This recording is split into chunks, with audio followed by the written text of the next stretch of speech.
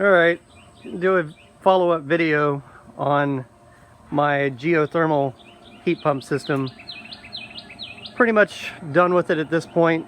Sorry it took so long to get back to you all, but here's what I pretty much came up with.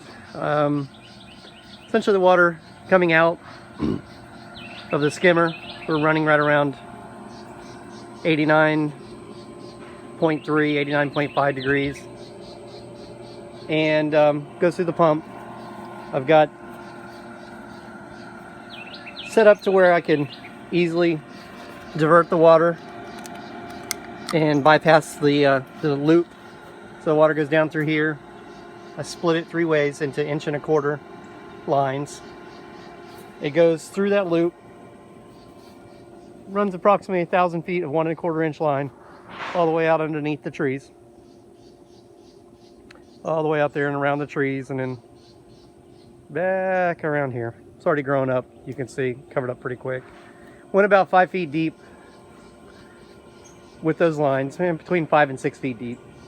Ground temperature right now is running between 80 and 83 degrees. Out in the sun, it tends to be a little bit warmer at 5 feet underneath the ground than underneath the trees, of course.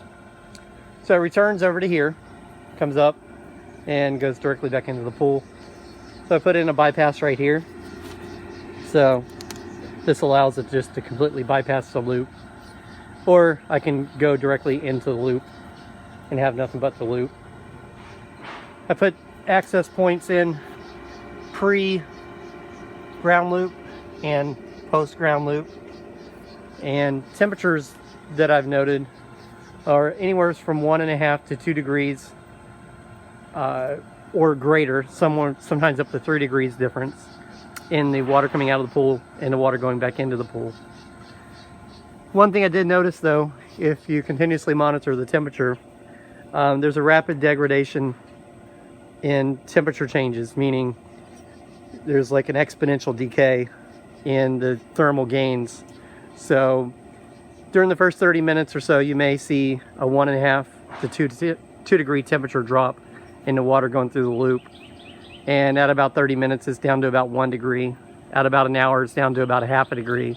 And then at about an hour and 15 minutes, hour and 30 minutes, the temperature is basically stabilized, the same going in as it's going out. So what I think is the issue, and I'm sure that most engineers that have designed these loops in the past, is I don't think I have enough thermal mass and enough separation of my pipes in the trench. Probably need a lot more surface area, a lot more thermal mass to draw from, because after an hour of running, like I said, the temperature differences of the water leaving the pool, going back into the pool, have essentially equalized. So any thoughts or any ideas on ways to rectify that other than turning the pump on and off about once every 2 hours?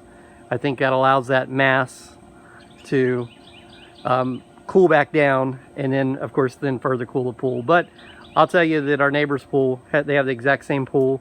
They have about the same amount of sun exposure as we do.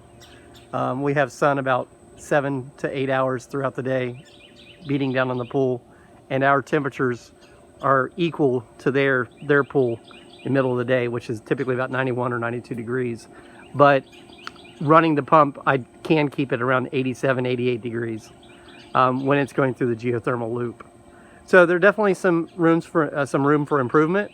Exactly what that room for improvement is, I'm not really sure, other than adding more length to the system, adding more surface area, obviously, and probably should have used a little bit larger pipes. Even though I've got 3 1.25 inch pipes, the resistance of flow over that kind of length is pretty dramatic. So your volume of output on the pump is probably cut in half, even though the total surface area of available pipe is actually larger. You still lose a lot of flow with the resistance in that length of pipe. So any thoughts, any ideas, any suggestions, recommendations, negative, positive, otherwise, love to hear them. Give me your feedback. Thanks, and y'all take care.